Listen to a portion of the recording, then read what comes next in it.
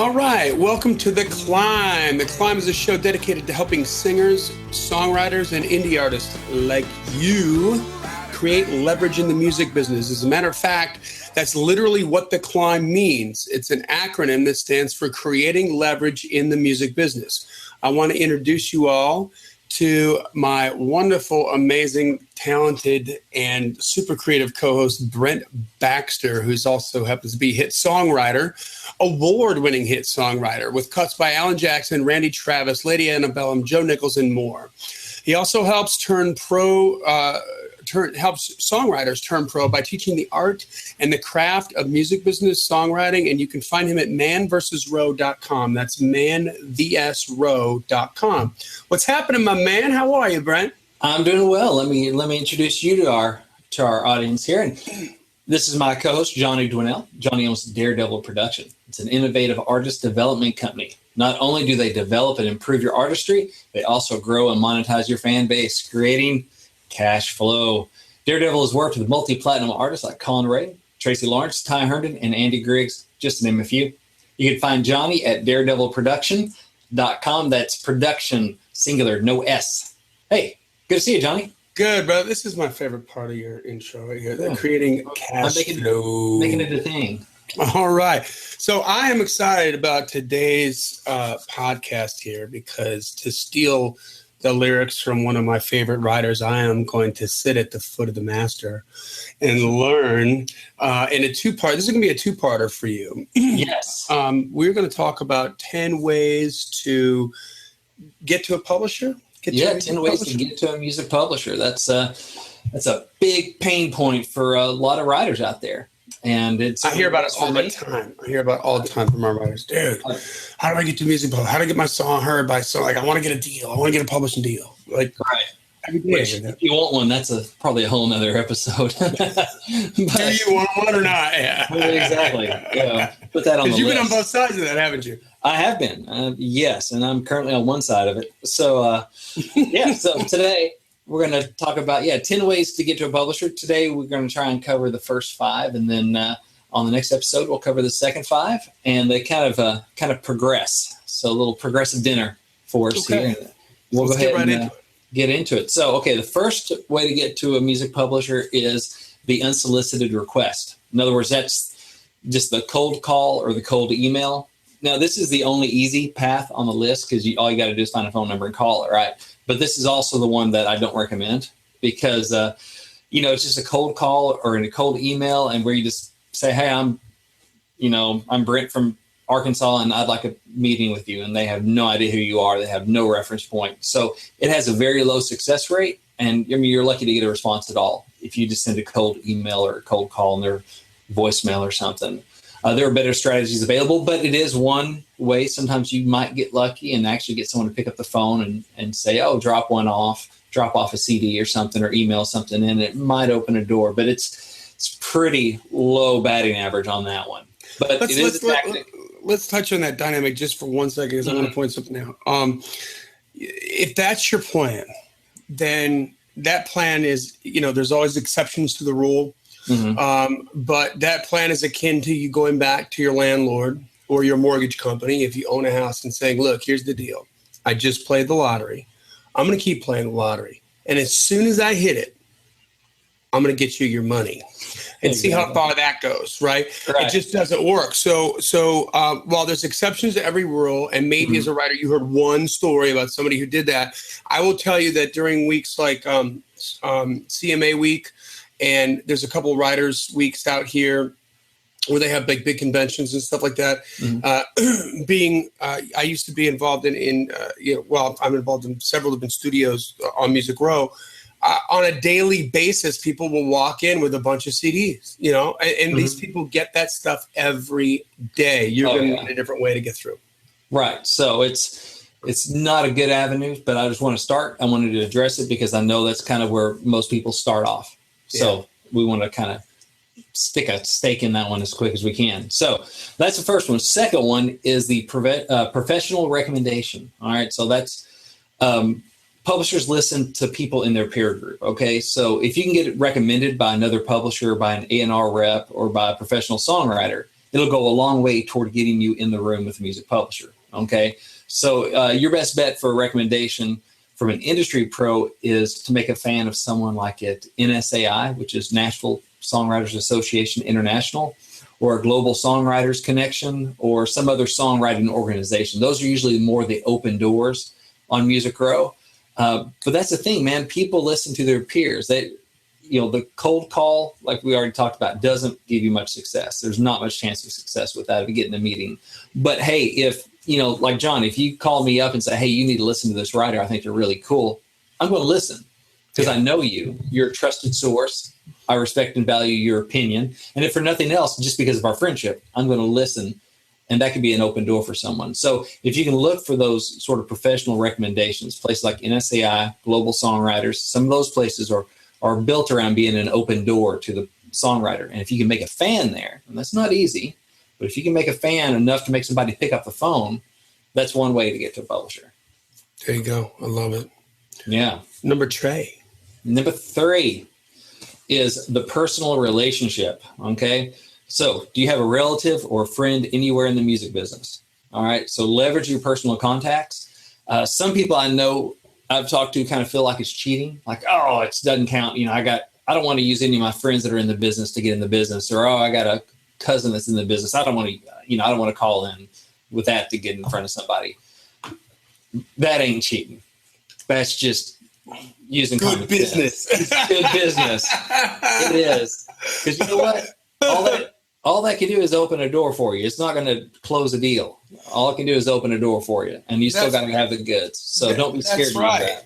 Let me put that into a real world perspective. When I was out in LA for a while, I've got a very dear friend of mine who is a high up TV executive, and at the time, and I can't remember the year. This is a while back, though, more than 10 years back.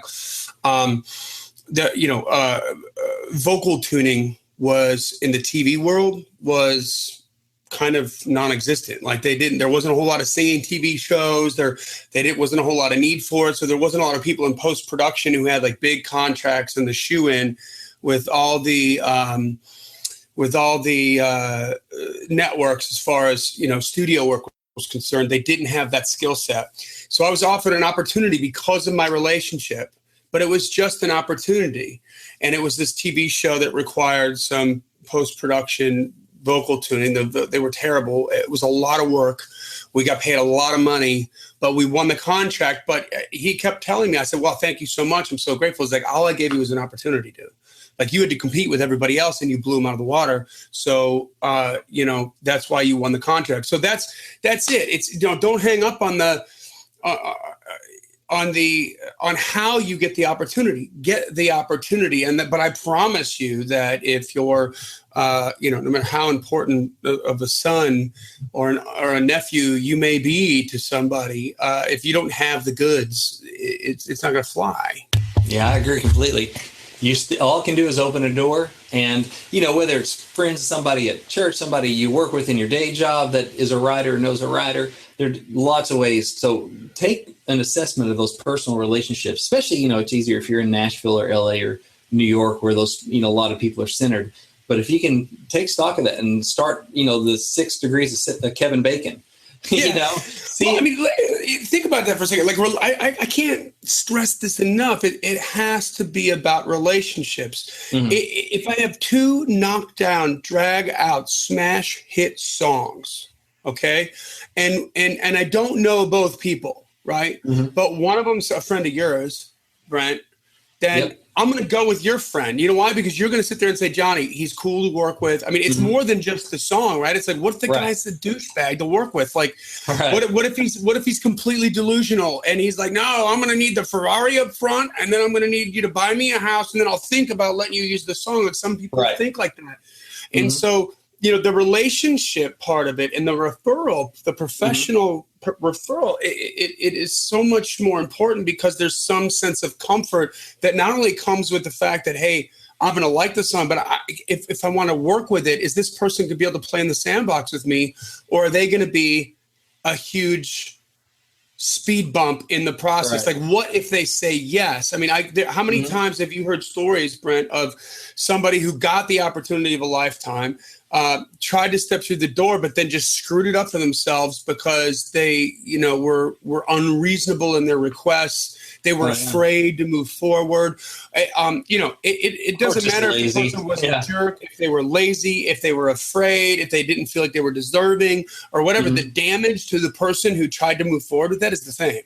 Yeah. Everybody loves the song. Everybody wants to get in on it, and nobody can now because it's a hot mess. And legally, in the basement, it's never going to get up out of the basement. Right. Yep. So, again, it's a door opener.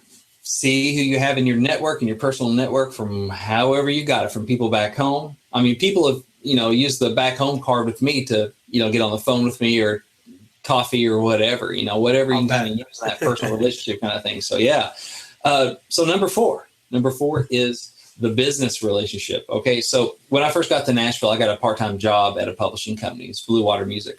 So I was there. I was not there as a writer. I was there to do, admin work. I was doing data entry. All right. So I was hacking away on the computer right there, putting in Jim Lauderdale and Kim Ritchie's and Chris Knight's, royalty income into our system. So that was my job. It was not on the creative side.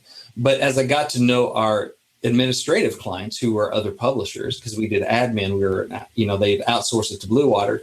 As I got to know them patiently over time, I was able to approach them about sitting down and listening to a couple songs. So it's not really easy to get, a job in the business, even a non-creative one. There are not that many of them around, but I was able to get a part-time thing. I waited tables the other part of the time. But I got to know those people and build a personal relationship with them a little enough so they go, okay, he's not a total freak, at least not unusual freakage for the music business. But, yeah. It's a low bar. Yeah, exactly. Like, on this word, he's all right. He can walk up, right? Exactly. Yeah. He had bit me in the Hey, let me ask you this, though. Like, while you were there and you were doing that, as you called it, non-creative work, what'd you learn? I learned a lot about the business side of publishing. I learned about issuing licenses and, licensing stuff in other countries and just kind of how money flowed. I did some studying on it before I moved there, and that's part of what helped me get the job, is that I just did my own home study, reading books and whatever I could find out. And so that helped. But that, being in the real world every day and just being able to pick some people's brains and talk to them and talk to some of the people in creative and get their take on things too, was valuable. And so beyond just the relationships, just getting your hands dirty every day. But so I got to know those people. And so eventually I'd be like, hey, it would be all right if I come by and just play a song sometime, just see what you think. And since they knew me from Adam, I wasn't just a complete random stranger. Like, because I proved myself to be professional and reasonable and reliable, that sort of stuff. Because I worked with them on a professional basis. It opened doors. So let me add to that too. I'm going to add something else because I've experienced this too with where we've come across a couple pretty decent writers, and the way that I was introduced to them and the way that I was able to work with them was because they called us up to do song demos. They didn't know us from a can of paint. They became through our blog or through our marketing, and they needed it to be done. They chose Daredevil to cut their song, and but now we've developed a relationship because we did business together. Right. You know what I mean? And and I've heard the song, and they're like, "Hey, man, what do you think about this? What do you think about that?" And we would begin to talk. And for a songwriter, I mean, and I'm not just shilling here for Brent Baxter. There's other places to go, but you can get to know a songwriter by doing some business with them. Hey, help me. What do you think about this song? Like, I need some mentorship. There's different sort of little programs out there that aren't that expensive. Okay. Right. Especially if you want to get a thermostat on where you're sitting in the marketplace and some clarity on how to approach your song, right? Like, are you trying to write for the market? Or are you trying to write for yourself? And then here's, there's no right or wrong answer, but there's a right or wrong approach, a strategy after that. Getting some clarity on that, and then creating a friend in the music business through commerce is fantastic. Beautiful thing. It ain't that expensive, man. You know what I mean? So something to think about when you're sitting there in podunk middle of America going, well, I don't have any relationships. I'll never get into the songwriting business, but I got hit songs. Well, if you do, Get on the phone, cough up a couple bucks, and get to know a couple people around town. Believe me, if it's a good song, they're going to want to help you out. Exactly, because you can help solve a problem for them. And we're going to talk about some of that stuff in the next episode about some of those kind of events that you can go to. But I don't want to give that away just yet. Okay. We'll go to number 5 first, and that other thing was number 6. So we'll get to number 5.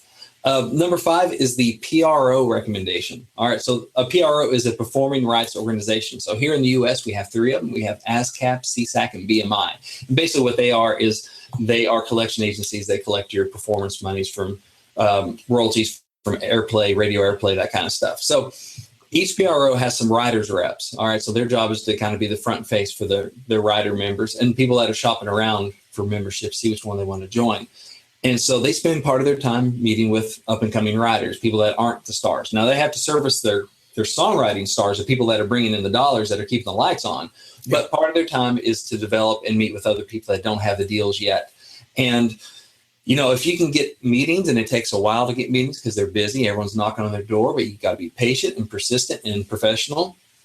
If you can start getting some meetings and you start winning them over with your songs, if every time you come in, your songs are better and better, and you get along well, and you're easy to, you're good hang, that sort of stuff. Eventually, they might get to the point where like, you know what, I think you're ready to start taking some meetings. Let me pick up the phone and call some publishers for you, or give you some names and phone numbers or email addresses and tell them I sent you. And that's another way. And I mean, that's what helped me get my first publishing deal. That's one of the ways is I had a meeting over at ASCAP with Chad Green, who's still a buddy of mine. And he'd been hearing some of my songs, without me there. He'd been hearing through other co-writers and stuff, hearing my name, because I was writing with other people that were working it. And we came in, we spent some time together, had some meetings, and he dug what he heard and picked up the phone and called a publisher, called Major Bob and said, hey, I got this guy. I think he's cool. I think you'll like what he does. Is it cool if you drop something off? And you know what? I dropped something off there before and never heard anything back. And I dropped off probably the same comp. But because it was tagged with somebody, that personal relationship, that PRO recommendation, that time they listened because they know Chad and they trust his opinion. They want to listen. And then I got a meeting, and that led to another meeting, Because they want good writers. Publishers need good writers. Exactly. And so if you're not getting through the doors that you want to get through, it's one of 2 reasons. Either you're not a good enough writer yet, and you're not that far along on your journey, and you need to improve that. Or 2, your strategy's wrong. Right. If you've got the goods, your strategy's wrong, and you need to change something up. And the definition of crazy is doing the same thing over and over and over again and expecting different results. So, exactly. And it's easy to get frustrated. So these are really good points. So, and I would mention one other thing, like when you talked about, getting to know that relationship and kind of deepening that relationship a little bit. I mean, we all put on masks. We all put on fronts. Right. When you have a personal relationship with somebody, when you first met your significant other, or somebody who's going to be your significant other, we all aren't completely honest with one another at the very beginning. We send our representative. That's right. We send our representative. I put our best foot forward, and over time, like I always like to tell some of my friends and some of my artists when they're dealing with this stuff, is that you're really not going to meet the real person at the earliest until 3 months. Right. So people that are aware of that in the music industry with a business relationship are going to be considering that too. And they're going to wait and find out while you're working there, or while they get to know you. Are you crazy? Are you going to flip out? Are you going to give them 5 seconds? And then, why haven't you made me a star yet? I mean, this happens every day. So you got to give it time, and it's got to be consistent, and you got to be persistent. And if you got the goods and you've got the emotional quotient to stay in that long enough, the cream will rise to the top. Yep. And, it's easy to rattle these first 5 off like they're nothing. And there's a lot goes into each one of them. And you got to be patient because, each of these 5 things can take a while. But you know what? There are 5 more, and we'll get to those on another episode. That's right. So before we shut it out here, we've got number 1 was the unsolicited request, which is a big no-no. Yes. Don't want to do that as far as getting top 10 ways to get to a publisher. Number 2 is the pro recommendation through NSAI, through Global Songwriters Connection. When you start to get your music heard there, if it's good, they can open some doors for you in the industry. Right.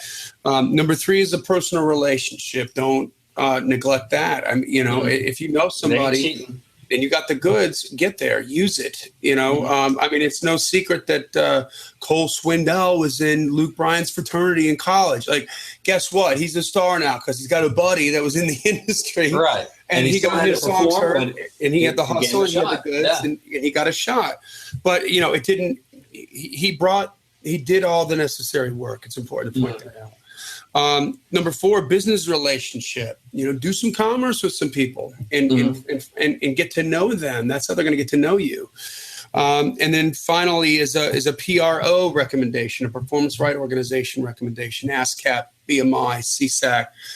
You know, if you start to get in with some of those people there, they're gonna know all the publishers because they do commerce with them every single day, and they're gonna know kind of, you know, where you would fit, like what publisher, right, or two. Not only a publisher, but a publisher that would be like the right artistic pair of pants for you to put on, right? So having said that, before we close out here, I want to let you know that Mr. Brent Baxter is also a incredible author as well. And Brent, you have a book that you're giving away for free right now. Yes, right? Free. I have a book called Think Like a Pro Songwriter, and you can download it for free at giftfrombrent.com. That's giftfrombrent.com. And so it's a free download. You just tell me where to send it. I send it right on to you, and gives you some tips and just mindset stuff about pro songwriters. Also goes into this that we're talking about today, how to get to a publisher. Also talks about how pro songwriters find out who's looking for songs, that kind of stuff. So it has some good information there. But I'm not the only generous son of a gun here. Johnny, you have a book that you're giving away as well, and it's an Amazon bestseller. That's right. I'm also a son of a gun. That's my dad. Boom. 6 later. Yes, I have a music marketing on how to market your music on Twitter 101. We will demystify Twitter and show you exactly how to utilize that. It's an amazing tool to target an audience and get 1,000 loyal and targeted followers every single month for just 15 minutes a day.